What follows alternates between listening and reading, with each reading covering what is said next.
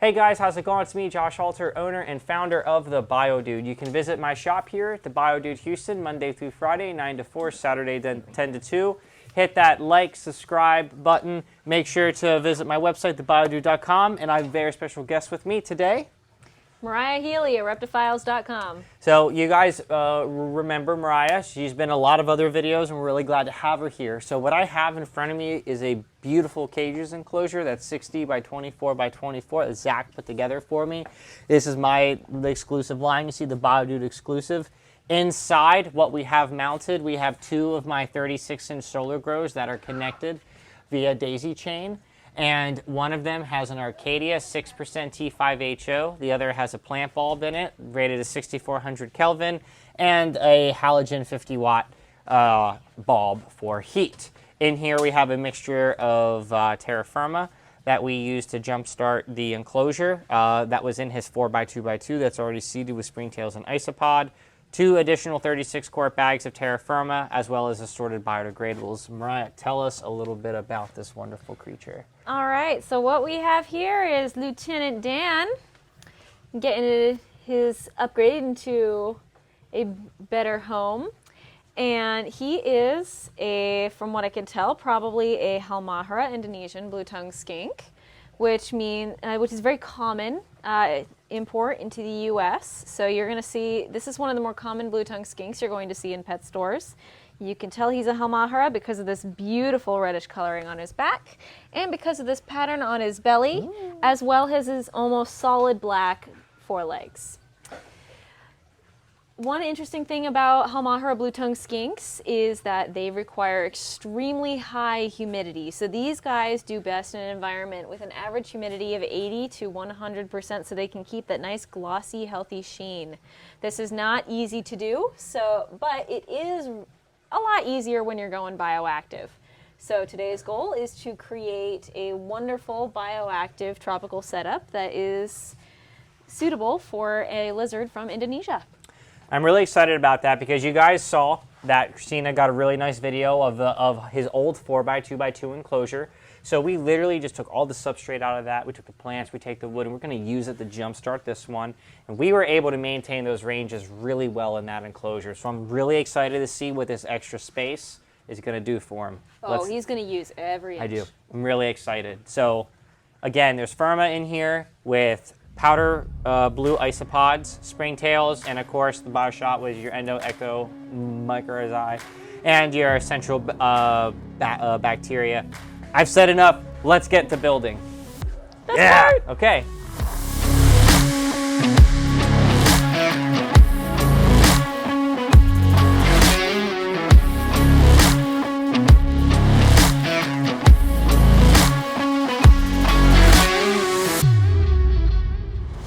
So, if you want, I'll take this critter. All right. So, I know something that she's definitely going to do that I did is we ended up giving him little humid hides. So that way he has places to burrow and also gives him options, one being on the hotter side, one being on the cooler side. But you guys remember Dan? My wife amputated his 4th leg because it came in broken. Again, pretty common with when it comes to getting wild-caught blue tongues, and that's why we always quarantine, deworm, and make sure they see a good vet. It's very important. Ain't that right, Mariah? Oh, so important. Oh. Whether it's captive bred or whether it's Look at this. wild-caught, you definitely want to have a good vet on hand. When you bring them in, make sure to quarantine, make sure that they're all healthy and ready to go before you commit to a bioactive setup, because otherwise you're just going to have to tear it all down and start over. And this was his favorite tube. I think he could probably fit in here. And this is such a spectacular piece. Like, it looks like this a pair is of pants. Tunnel. Yeah. It does look like a pair of pants. Look at this. I want a cork bark pattern pair of pants. Someone get on that. Where are we going here? Okay, I think this would make a really good like artificial tunnel system for him. And I think he's going to stay small enough as a helm that he should be able to not get stuck in it. Okay. So as you notice, over the tracking of my Brilliant Cages enclosure, I put tape. So that's to prevent substrate from getting stuck in your little... This is brilliant. Yeah. So, and then once we change sides, if Mariah needs to work from this side, we can rip that tape up, cover up the other side, and vice versa. So I'm really excited to see what she comes up with here. So agreement, she's doing hardscape, I'm doing plants. There's a lot of Yeah. trial and error that always goes into my builds. It's okay. Let's see, yeah, we can get some visibility here. We can do some here. Yeah.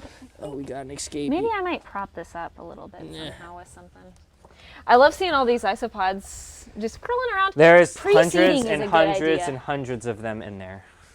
There's lots of biodegradables, and I'm sure this clown's been eating some Look of at this them. amazing piece. I love the hole it's got right That's there. perfect to burrow, to put into the substrate as a humid area for a humid tunnel. Let's see, I don't want to clutter this up since that's going to be the primary basking area, but maybe give them a warmer hide area where you can kind of just like chill. Yep.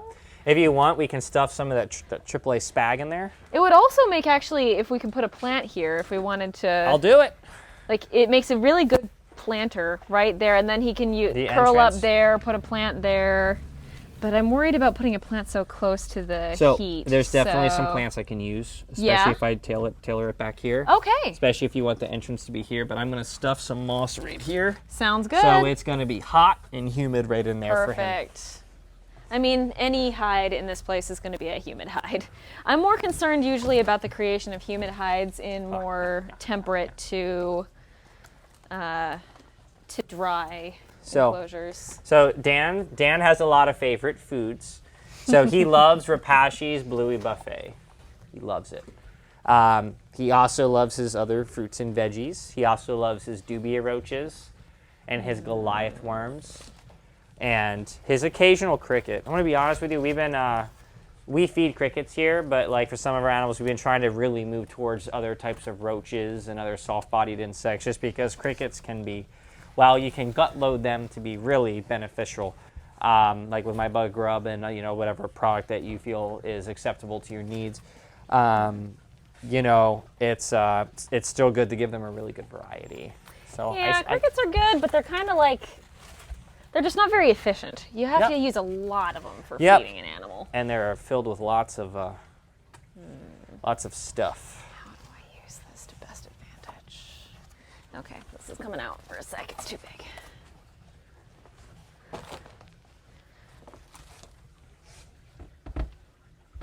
Yeah, we could I'm gonna probably stand put a back plant in and the kind of let you corner get if we her wanted. process. Oh yes, my process. More like chaos that's disguising itself as. That's always how it goes, Intention. man. Okay, and I absolutely have to use this piece because it's gorgeous. Look at that. Yeah, it's awesome. Let me put it there. Maybe. And we'll be able to make that really pop off with a big, beautiful plant in that back left corner. Let's see, and the UVB is along the back. Yeah, UVB. You know what? I might recommend swapping the plant bulb and the UVB.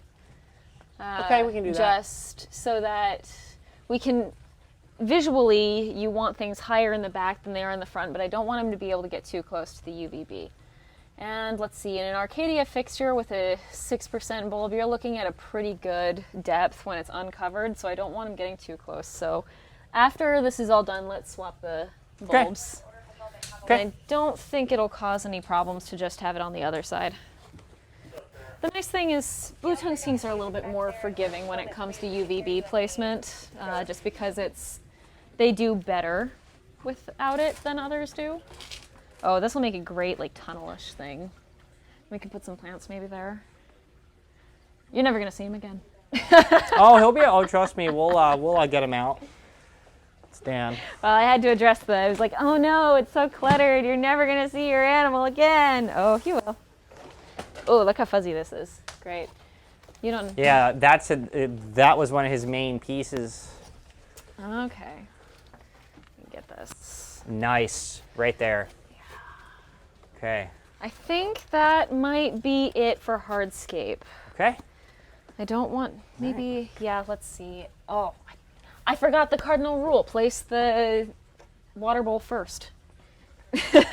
No, that's actually perfect. You know, maybe if we just put it, oh, hey, it looks like we got a harvestman. Hello. Oh, nice. Yeah, maybe just put it in this corner and that'll help a little bit with humidity too. You got it.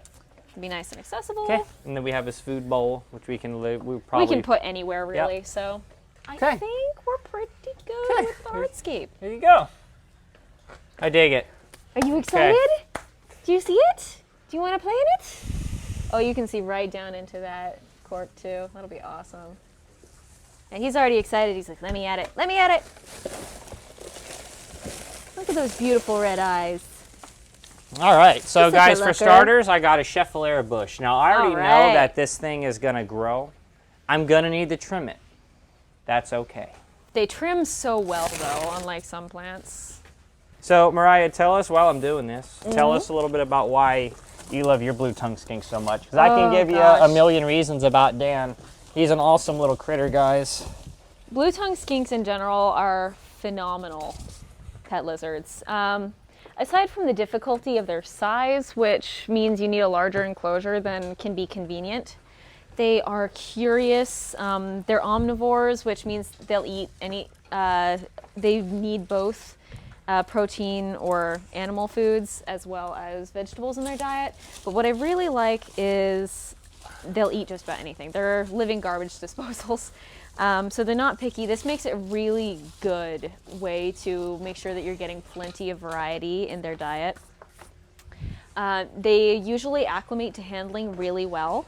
I have two. My northern is really good about handling. He's always good about letting me know when he'd like to come out and go for a little bit of a supervised free roam around the house for some exercise. And he's large enough that he's not really going to get into much trouble.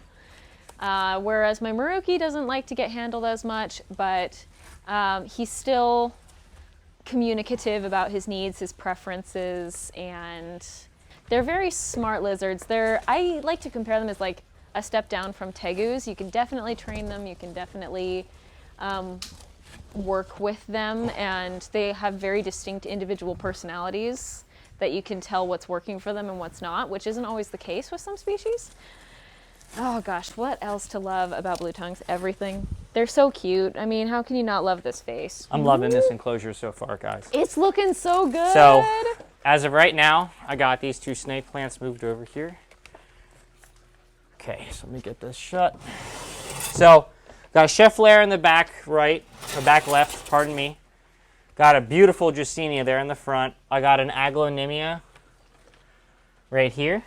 I got this beautiful plant right here. Yeah, so we all got, those are nice and durable. they're durable, beautiful, have color. So I'm gonna cover this back up real quick so that way I don't get a bunch of stuff on my, in my layer. There we go. Okay, so the biggest thing that I'm gonna want is I wanna make sure that whatever is here can handle the heat. And that's where the snake plants come in. These things, man, they can handle pretty much everything that we throw. Let's keep that out from directly underneath the heat lamp, so if we need to move it. I think what I'm gonna do, so heat lamps here, I'm gonna put this, there we go. So his back entrance right here is still available. Okay. You don't think it's going to get scorched right there since it's on the peripheral? I'm gonna see its potential. So I have these underneath the hot spots of day geckos, and I've had success with Okay. it. But I think really what I want something right here. So right here isn't bad. Something to consider would be possibly installing or moving that Arcadia ceramic fixture on the other side and drilling it into here possibly, or moving. Yeah, we can do that. Something just to create a larger hot spot as he grows. Something to consider. Might take That's a little bit actually- of rearranging, but Honestly, it's just unscrewing this and going pop. Okay, that I can deal with. Okay, I love this these. is looking so beautiful. This is a bird's nest fern right here. This is another type of fern that you can kind of let just kind of grow. There we go. And I'm gonna get a little bit of moss. I'm gonna stick a little bit of moss right here to help kind of keep some of that moisture content in. I'll get that misted down here after we're done.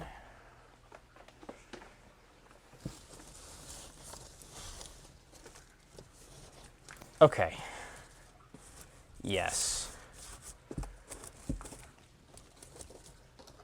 And yeah, we can keep playing with that. Now, the only other thing that I think we should do is if you're open to it, let's take this. Let's stick this underneath here. So we have multiple levels of I like it. underground access. Yeah, let's wedge it under there.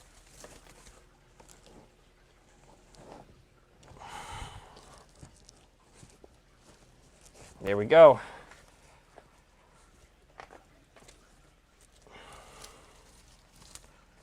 I like that. Oh yeah, I can get a good amount in there too. So he should be Perfect. able to Oh. fit his little... He's plenty strong. He'll be able to wedge himself in. And then I want one more beauty right here because honestly, I like having this. I like having this open. Him to come out, we can put his food bowl right here. Yup. That'll look great. So as far as his cycle is going to go, I'm going to be misting this enclosure probably about once a day for about 30 seconds. And we're going to, that's what we were doing in the 4x2x2 to give us that humidity temperature ratio that we need. You Obviously, guys are so lucky in Houston. In Utah, I definitely have to do at least twice a day. Oh yeah, since it's so freaking tropical here at this point. Okay, so I like this. I think this looks great. Is there anything else that you would like to add in here? I think we're good. Okay, so I'm gonna put some of this. We should definitely use this stuff up Yes. because this is gold nowadays, guys. Maybe line the big log in the middle if we move the door. You mean on the inside? Yeah. Got you. Can do that. Make a nice cushy bed. Yeah, I'm gonna stick a little in here.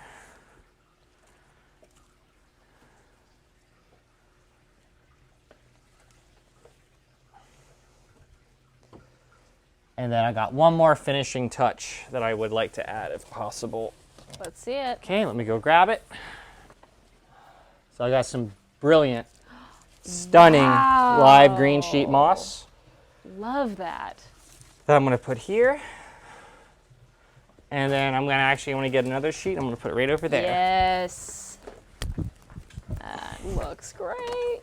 I want sheet moss. That's awesome.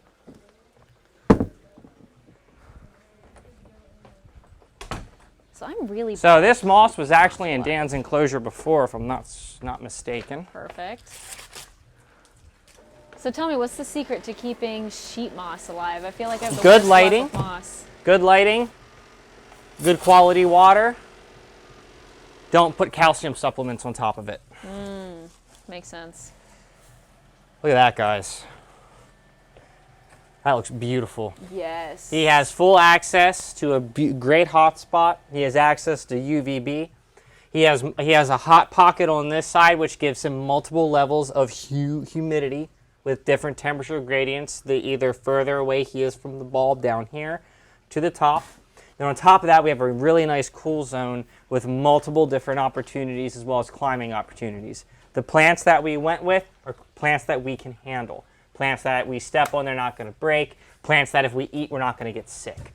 So as far as maintenance is concerned, we're going to be obviously giving him a bunch of food here. And we're going to start it off and put his food bowl here. And let's see if he's going to be motivated enough to eat some of his beardy buffet. He might be having too much fun exploring the new digs. All right, you ready? All right, Dan, there you go, dude. Have a look. Okay. He's like, oh my God. There are so many new smells. I mean, it's not too new. We've reused a lot of stuff. Food. He's just gonna lick it. Come on. Don't be a ham, or be a ham. He's like, this is a new environment. So his lights are going to be on for about, they turn on at 7 o'clock in the morning, and they shut off at 6 o'clock at night.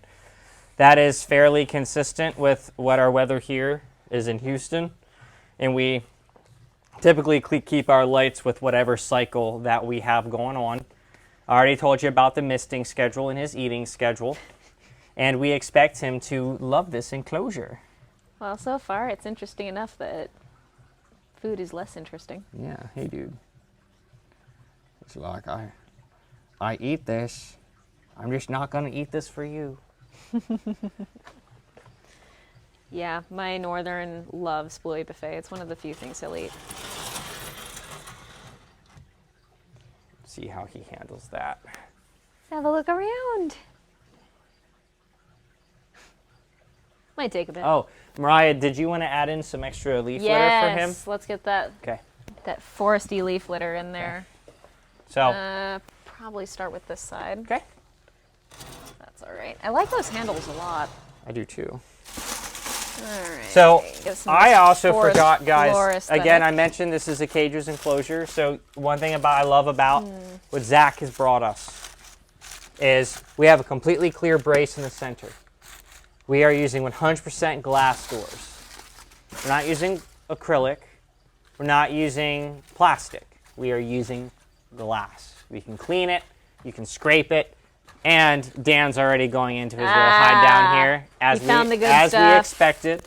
But again, guys, I really can't talk enough about the good things, the quality of these cages, and I'm so lucky to have be able to have a cage like this, you know, with my brand on it, and it's just amazing. This is the first time I've seen a clear brace in the middle too. I really like that design. Yep. Aspect. Yep. Oh, there he is. Hey, dude. He's like, I don't know about this. I don't know.